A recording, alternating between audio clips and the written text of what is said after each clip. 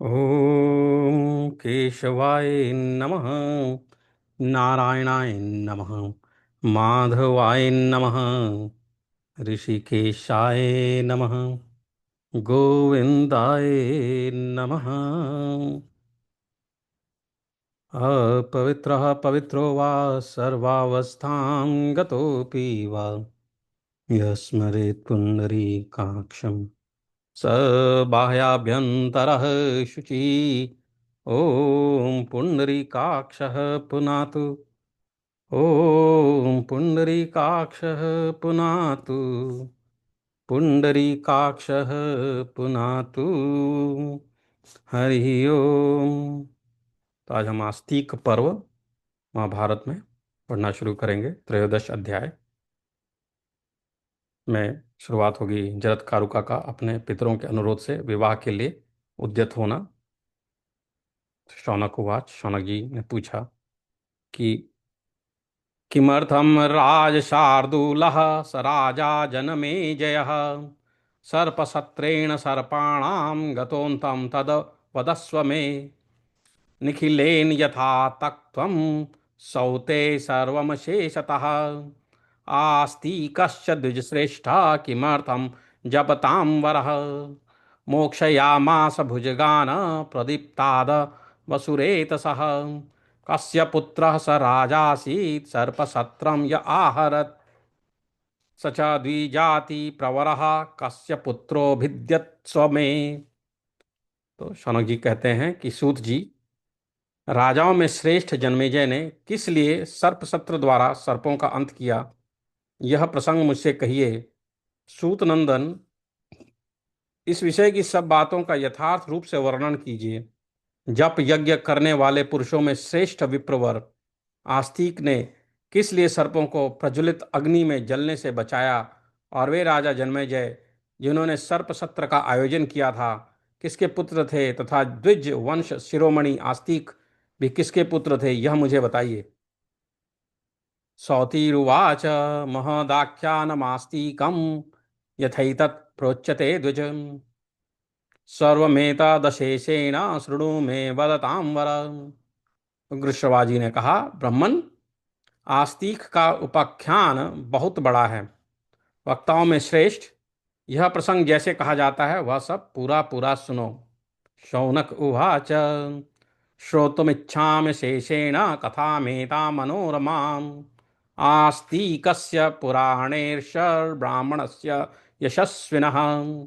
शौनक जी ने कहा, सूत नंदन, पुरातन ऋषि एवं यशस्वी ब्राह्मण आस्तिक की इस मनोरम कथा को मैं पूर्ण रूप से सुनना चाहता हूँ। सौती उवाच, इतिहासमिमं विप्राह पुराणं परिचक्षते कृष्णद्वैपायन प्रोक्तं नैमिषारण्यवासिषु पूर्वं प्रचोदितः सूता पिता मे लोमहर्षणः शिष्यो व्यासस्य मेधावी ब्राह्मणेष्व मुक्तवान् तस्मादहमश्रुत्य प्रवक्ष्यामि यथा तथम। उग्र कहते हैं, शौनक जी, ब्राह्मण लोग इस इतिहास को पुराना बताते हैं। पहले मेरे पिता लोमहर्षण जी ने, जो व्यास जी के मेधावी शिष्य थे, ऋषियों के पूछने पर साक्षात श्री कृष्ण द्वैपायन व्यास के कहे हुए इस इतिहास का नैमिषारण्यवासी ब्राह्मणों के समुदाय में वर्णन किया था। उन्हीं के मुख से सुनकर मैं इसका यथावत वर्णन करता हूँ। इदमास्तिकमाख्यानं तुभ्यं शौनक पृच्छते कथयिष्याम्यशेषेण सर्वपाप प्रणाशनम। शौनक जी, यह आस्तिक मुनि का उपाख्यान सब पापों का नाश करने वाला है। आपके पूछने पर मैं इसका पूरा पूरा वर्णन कर रहा हूँ। आस्तिकस्य पिता ह्यासीत् प्रजापति समः प्रभुः ब्रह्मचारी यताहारस्तपरस् युग्रे रतः सदा। आस्तिक के पिता प्रजापति के समान प्रभावशाली थे। ब्रह्मचारी होने के साथ ही उन्होंने आहार पर भी संयम कर लिया था। वे सदा उग्र तपस्या में संलग्न रहते थे। जरत्कारी रुरिति ख्यात ऊर्ध्वरेता महातपाः यायावराणां प्रवरो धर्मज्ञ संसितावृतः स कदाचिन्महाभागस्तपोबल समन्वितः चचार पृथिवीं सर्वां यत्र सायं गृहो मुनिः। उनका नाम था जरुत्कारु। वे ऊर्ध्वरेता और महान ऋषि थे। ययावरों में उनका स्थान सबसे ऊंचा था। वे धर्म के ज्ञाता थे। एक समय तपोबल से संपन्न उन महाभाग जरत्कारु ने यात्रा प्रारंभ की। वे मुनि वृत्ति से रहते हुए जहां शाम होती वहां डेरा डाल देते थे। तीर्थेषु च समाप्लावम कुर्वन्नट्टति सर्वशः चरन् दीक्षां महातेजा दुश्चराम कृतात्मभिः। वे सब तीर्थों में स्नान करते हुए घूमते थे। उन महातेजस्वी ने मुनि ने उन महातेजस्वी मुनि ने कठोर व्रतों की ऐसी दीक्षा लेकर यात्रा प्रारंभ की थी जो अजितेंद्रिय पुरुषों के लिए अत्यंत दुसाध्य है। वायुभक्षो निराहारः शुष्यन्निमिषो मुनिः इतस्ततः परिचरन् दीप्तपावकसंप्रभः दीप्तपावकसप्रभः अटमानः कदाचित् स्वानसददर्श पितामहान् लंबमानान् महागर्ते पादैरूर्ध्वैर्वाङ्मुखान्। वे कभी वायु पीकर रहते वायु भक्षो, तो कभी भोजन का सर्वदा त्याग करके अपने शरीर को सुखाते रहते थे। निराहार शुष्यन्नि मिशो मुनि। उन महर्षि ने निद्रा पर भी विजय प्राप्त कर ली थी, इसलिए उनकी पलक नहीं लगती थी। इधर उधर विचरण करते हुए प्रज्वलित अग्नि के समान तेजस्वी जान पड़ते थे। घूमते घूमते किसी समय उन्होंने अपने पितामह को देखा, जो ऊपर को पैर और नीचे को सिर किए एक विशाल गड्ढे में लटक रहे थे। तान ब्रवीस दृष्टवैव जरत्कारुः पितामहान् के भवन्तो वलंबन्ते गर्ते अस्मिन्नो धोमुखाः।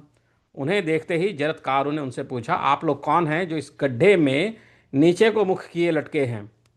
वीरणस्तंभ के लग्ना सर्वथा परिभक्षिते मूषकेन निगूढ़ेन गर्तेस्मिन् नित्यवासिना। आप जिस विरण स्तंभ खस नामक तिनके के समूह को पकड़कर लटक रहे हैं, उसे इस गड्ढे में गुप्त रूप से नित्य निवास करने वाले चूहे ने सब ओर से प्रायः खा लिया है। पितरा उचुहु। पितर बोले, यायावरा नाम वृषय यायावरा नाम वयम ऋषयः संसिताव्रताः संतान प्रक्षयाद ब्रह्मन्नदो गच्छाम मेदिनीम। ब्रह्मन, हम लोग कठोर व्रत का पालन करने वाले यायावर नामक मुनि हैं। अपनी संतान परंपरा का नाश होने से हम नीचे पृथ्वी पर गिरना चाहते हैं। अस्माकं संततिस्ते को जरत्कारुरिति संवृतः। अस्माकं संततिस्ते को जरत्कारुरीति स्मृतः मंदभाग्योल्पभाग्यानां तपा एव समास्थितः। हमारी एक संतति बच गई है जिसका नाम है जरत्कारु। हम भाग्यहीनों की वह अभागी संतान केवल तपस्या में ही संलग्न है। न स पुत्रांजनयितुं दारान् मूढ़िश्च कीर्षति तेन लंबा महे गर्ते संतानस्य क्षयादिह अनाथास्तेन नाथेन यया दुष्कृतिनस्तथा कस्त्वं बन्धुरिवास्माकं मनुशोचसि सक्तमा ज्ञातुमिच्छामहे ब्रह्मन् को भवानिह न स्थितः किमर्थं चैव न शोच्यान शोषचसि सक्तमा। वह मूढ़ पुत्र उत्पन्न करने के लिए किसी स्त्री से विवाह करना नहीं चाहता है, अतः वंश परंपरा का विनाश होने से हम यहाँ इस गड्ढे में लटक रहे हैं। हमारी रक्षा करने वाला वह वंशधर मौजूद है, तो भी पापकर्मी मनुष्यों की भांति हम अनाथ हो गए हैं। साधु शिरोमणे, तुम कौन हो जो हमारे बंधु बांधवों की भांति हम लोगों की इस दयनीय दशा के लिए शोक कर रहे हो? ब्राह्मण, हम यह जानना चाहते हैं कि तुम कौन हो जो आत्मीय की भांति यहाँ हमारे पास खड़े हो। सत्पुरुषों में श्रेष्ठ हम सोचनीय प्राणियों के लिए तुम क्यों शोकमग्न होते हो? जरत्कारु उवाच, मम पूर्वे भवन्तो वै पितरा सपितामहः ब्रूत किं करवाण्यद्य जरत्कारुरहं स्वयं। जरत्कारु ने कहा, महात्माओं, आप लोग मेरे ही पितामह और पूर्वज पितृगण हैं। स्वयं में ही जरत्कारु हूँ। बताइए, आज आपकी क्या सेवा करूँ? पितर उचुः, यतस्व यत्नवांस्तात संतानाय कुलस्य नः आत्मनोर्थे समदर्थे च धर्म इत्येव वा विभो। पितर बोले, तात, तुम हमारे कुल की संतान परंपरा को बनाए रखने के लिए निरंतर यत्नशील रहकर विवाह के लिए प्रयत्न करो। प्रभो, तुम अपने लिए, हमारे लिए अथवा धर्म का पालन हो, इस उद्देश्य से पुत्र की उत्पत्ति के लिए यत्न करो। नहीं धर्म फलैस्ताता न तपोभिः सुसंचितैः ताम गतिम प्राप्नुवन्ति पुत्रिणो याम व्रजन्ति वै। तात, पुत्र वाले मनुष्य इस लोक में जिस उत्तम गति को प्राप्त होते हैं उसे अन्य लोग धर्मानुकूल फल देने वाले भली भांति संचित किए हुए तब से भी नहीं पाते। तददार ग्रहणे यत्नम समतत्याम च मनः कुरु पुत्र कास्मन्नियोगात तमे तन्नः परमं हितम। अतः बेटा, तुम हमारी आज्ञा से विवाह करने का प्रयत्न करो और संतान उत्पादन की ओर ध्यान दो, यही हमारे लिए सर्वोत्तम हित की बात होगी। जरत्कारु उवाच न दारान् वै करिष्येऽहं न धनं जीवितार्थतः भवतां तु हितार्थाय करिष्ये दार संग्रहम। पितामहगण, मैंने अपने मन में यह निश्चय कर लिया था कि मैं जीवन के सुख भोग के लिए कभी न तो पत्नी का परिग्रह करूंगा और न धन का संग्रह ही, परंतु यदि ऐसा करने से आप लोगों का हित होता है तो उसके लिए अवश्य विवाह कर लूंगा। समयेन च कर्ता हमनेन विधि पूर्वकम तथा यद्युपलस्यामी करिष्ये नान्यथा ह्यहम। किंतु एक शर्त के साथ मुझे विधि पूर्वक विवाह करना है। यदि उस शर्त के अनुसार किसी कुमारी कन्या को पाऊंगा तभी उससे विवाह करूंगा, अन्यथा विवाह करूंगा ही नहीं। सनाम्नी या भवित्री में दीक्षिता चैव बंधुभिः भक्ष्यवक्तामहं कन्याम उपंशंसे विधानतः। शर्त यो है, जिस कन्या का नाम मेरे नाम के ही समान हो, जिसे उसके भाई बंधु स्वयं मुझे देने की इच्छा रखते हों और जो भिक्षा की भांति स्वयं प्राप्त हुई हो, उसी कन्या का मैं शास्त्रीय विधि के अनुसार पाणी ग्रहण करूंगा। दरिद्राय हि मे भार्यां को दासति विशेषतः प्रतिग्रहिष्ये भिक्षाम तु यदि कश्चिद प्रदास्यति। विशेष बात तो यह है कि मैं दरिद्र हूँ, भला मुझे मांगने पर भी कौन अपनी कन्या पत्नी रूप में प्रदान करेगा। इसलिए मेरा विचार है कि यदि कोई भिक्षा के तौर पर अपनी कन्या दान देगा तो उसे ग्रहण करूँगा। एवं दार क्रिया हेतु प्रयतिष्ये पितामहाः अनेन विधिना शश्वन् करिष्येऽहमन्यथा। पितामहो, मैं इसी प्रकार इसी विधि से विवाह के लिए सदा प्रयत्न करता रहूंगा, इसके विपरीत कुछ नहीं करूंगा। तत्र चोत्पत्स्यते जंतुर्भवतां तारणाय वै शाश्वतं स्थानमासाद्य मोदन्तां पितरो मम। इस प्रकार मिली हुई पत्नी के गर्भ से यदि कोई प्राणी जन्म लेगा तो वह आप लोगों का उद्धार करेगा। अतः आप मेरे पितर अपने सनातन स्थान पर जाकर वहां प्रसन्नता पूर्वक रहें।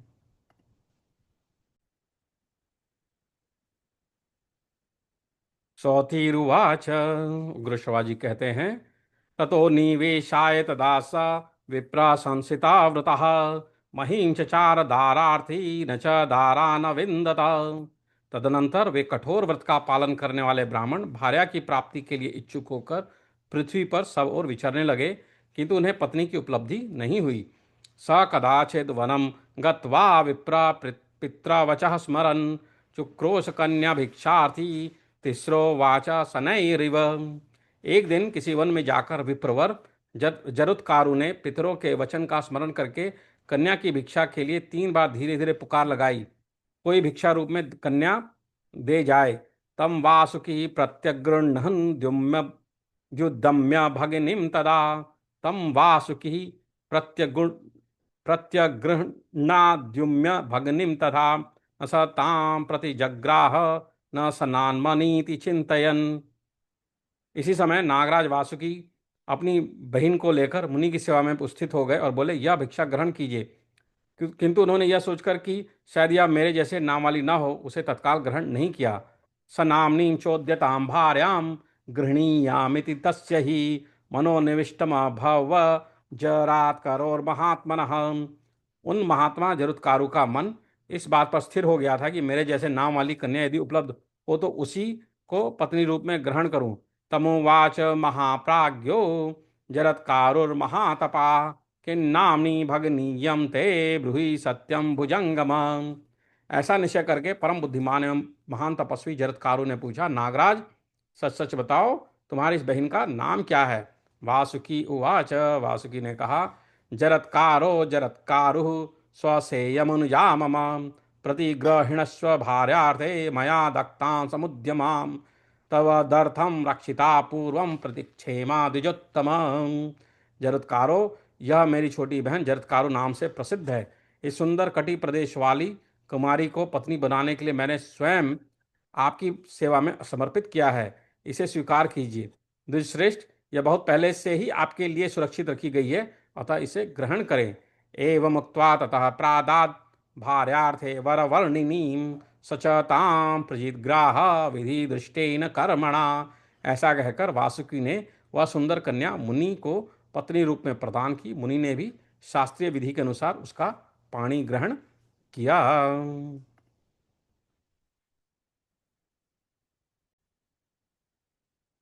सौति उवाच मात्रा हि भुजगाः सप्ताः पूर्वं ब्रह्म विदाम्बर जनमे जयस्य वो यज्ञे धक्ष्यत्या नीलसारथिः।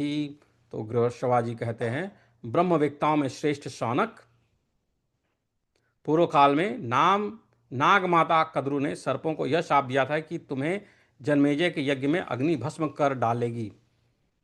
तस्य शापस्य शान्त्यर्थं प्रददौ पन्नगौत्तमः ससार मृषये तस्मै सुव्रताय महात्मने स च तां प्रति जग्राह विधिदृष्टेन कर्मणा आस्तिको नाम पुत्रश्च तस्यां यज्ञे महामनाः। उसी शाप की शांति के लिए नाग प्रवर वासुकी ने सदाचार का पालन करने वाले महात्मा जरुत्कारू को अपनी बहन ब्याह दी थी। महामना जरुत्कारू ने शास्त्रीय विधि के अनुसार उस नाग कन्या का पाणी ग्रहण किया और उसके गर्भ से आस्तिक नामक पुत्र को जन्म दिया। तपस्वी च महात्मा च वेद वेदांग पारगः समः सर्वस्य लोकस्य पितृमातृ भयापहः। आस्तिक वेद वेदांगों के पारंगत, विद्वान, तपस्वी, महात्मा, सब लोगों के प्रति समान भाव रखने वाले तथा पितृकुल और मातृकुल के भय को दूर करने वाले थे।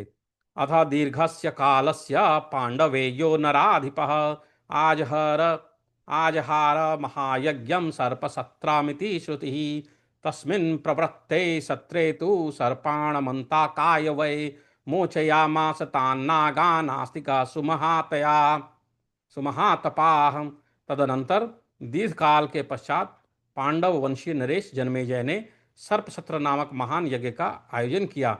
ऐसा सुनने में आता है, सर्पों के संहार के लिए आरंभ किए हुए उस सत्र में आकर महातपस्वी आस्तिक ने नागों को मौत से छुड़ाया।